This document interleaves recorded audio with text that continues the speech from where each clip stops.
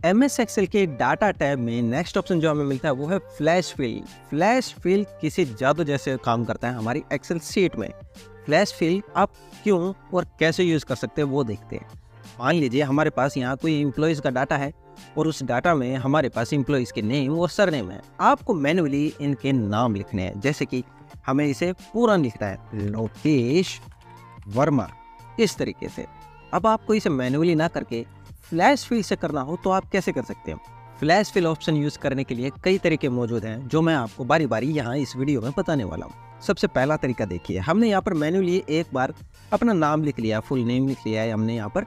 तो flash fill क्या करता है, आपके इस पैटर्न को समझ लेता है कि आप क्या लिखना चाह रहे हैं। ये ऑटोमेटिकली डिटेक्ट कर लेता है कि आप इन दो सेल में मौजूद वर्ड्स को एक साथ लिखना चाह रहे हैं। ठीक है, तो आपको फ्लैश फिल यूज़ कैसे करना है वो देखिए मैं बताता हूँ। अब आप कैसे कर सकते हैं, आप क्या करेंगे, इस सेल को सिलेक्ट करेंगे। एक बार आपने लिख दिया नाम पूरा लोकेश वर्मा, मैंने मैन्युअली लिख दिया।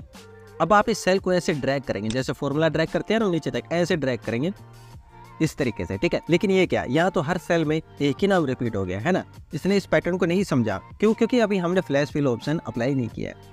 आप नीचे ड्रैग करते हो तो आपको यहाँ पर देखिए ये एक सिंबल मिलता है जिस पर आप क्लिक करते हो और यहाँ आपको ऑप्शन मिल जाता है फ्लैश फिल। जैसे ही आप इस पर क्लिक करते हैं ये इस तरीके से फ्लैश फिल कर देगा और अपने आप पैटर्न को समझ लेगा कि आप यहाँ क्या लिखना चाहते हो। और इसने बाकी सेल्स के साथ भी ऐसे ही किया, मनोज शर्मा, उसको इकट्ठा करके यहाँ पर लिख दिया मनोज शर्मा, और सेम चीज़ इसने हमारे बाकी नेम्स के साथ भी की है। ठीक है, तो ये तो था हमारा पहला तरीका कि आप फ्लैश फिल कैसे यूज़ कर सकते हो। अब इसका एक नुकसान भी देखते हैं, इससे क्या होता है। ठीक है, अब हमने यहाँ पर फ्लैश फिल करके इन सभी नेम्स को तो लिख लिया, लेकिन बाई चांस मान लीजिए हमने यहाँ पर किसी का नाम चेंज कर दिया है, जैसे कि मैं यहाँ पर कर देता हूँ मनोज को संदीप कर देता हूँ, तो क्या ये अपडेट होता है? नहीं, ये अपडेट नहीं होता है।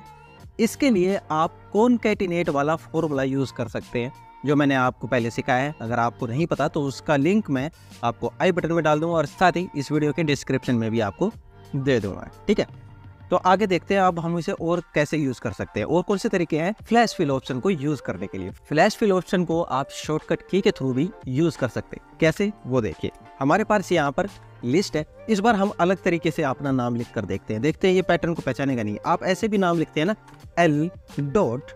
वर्मा, है ना। अब मैं चाहता हूँ ये सबको ऐसे ही लिखे, पूरा नाम ना लिखे। ठीक है, सबके पहले अल्फ़ाबेट उठा ले नाम के और फिर सरनेम के साथ ऐसे लिख दें। ठीक है, तो उसके लिए आप क्या कर सकते हैं, अब आप शॉर्टकट की भी यूज़ कर सकते हैं। इसके लिए शॉर्टकट की हमारे पास होती है Ctrl+E। आप कंट्रोल बटन के साथ E प्रेस करेंगे और ये अपने आप हर सेल में आपके पैटर्न को समझ के फ्लैश फिल कर देगा और आपके सभी नाम ऐसे ही आ जाएंगे। देखिए लोकेश वर्मा को L वर्मा लिखा था तो इसने लिख दिया, इसी तरह इसने संदीप शर्मा को S शर्मा, मोहित राठी को M राठी, इसी तरह योगेश रोहिला को Y रोहिला लिख देगा। ये होता है इसका काम कि ये पैटर्न को समझ लेता है और अपने आप सभी को फिल कर देता है। एक और तरीके से देखते हैं हम इसे कैसे यूज़ कर सकते हैं। देखिए हम यहाँ पर इस बार लिख लेते हैं L_V, यानी कि मैंने इनिशियल लिख दिए, लोकेश से L और वर्मा से V। मैं चाहता हूँ ये बाकी को भी ऐसे ही फिल करे।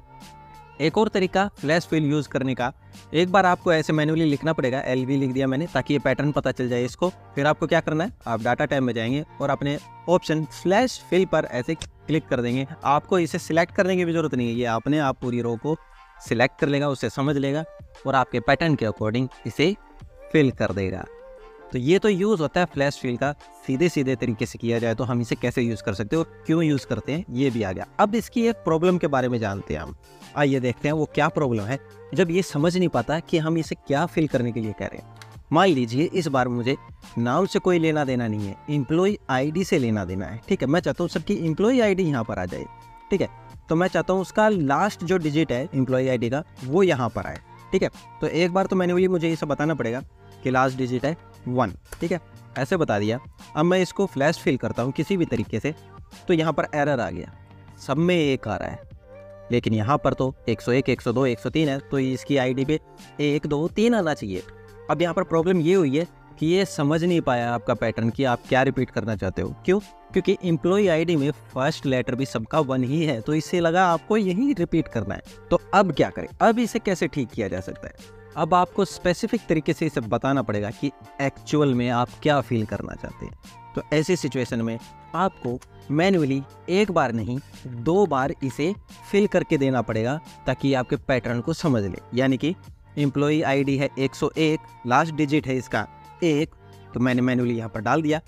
नेक्स्ट सेल में मैं दोबारा ऐसे ही करने वाला हूँ। इसकी एम्प्लॉई आईडी है 102, मुझे लास्ट डिजिट चाहिए तो मैंने यहाँ पर टाइप कर दिया 2। अब इसे पैटर्न समझ आ जाएगा कि इसने ये 1 और 2 कहाँ से उठाया, ये एम्प्लॉय आईडी के लास्ट डिजिट में से उठाया। तो अब आप इसको Ctrl+E या किसी भी तरीके से फ्लैश फिल करेंगे तो ये समझ लेगा कि आपने एम्प्लॉय आईडी के लास्ट डिजिट को चुना है और ये लास्ट डिजिट को इस तरीके से फिल कर देगा। तो ये होता है हमारा फ्लैश फिल ऑप्शन, जिसके जरिए आप अपनी किसी काम को ऐसे जादू के जैसे कुछ ही मिनटों में कंप्लीट कर सकते हैं। तो अगर आपको ये वीडियो, ये क्लास पसंद आई तो लाइक ज़रूर कीजिएगा। आज की क्लास में बस इतना ही।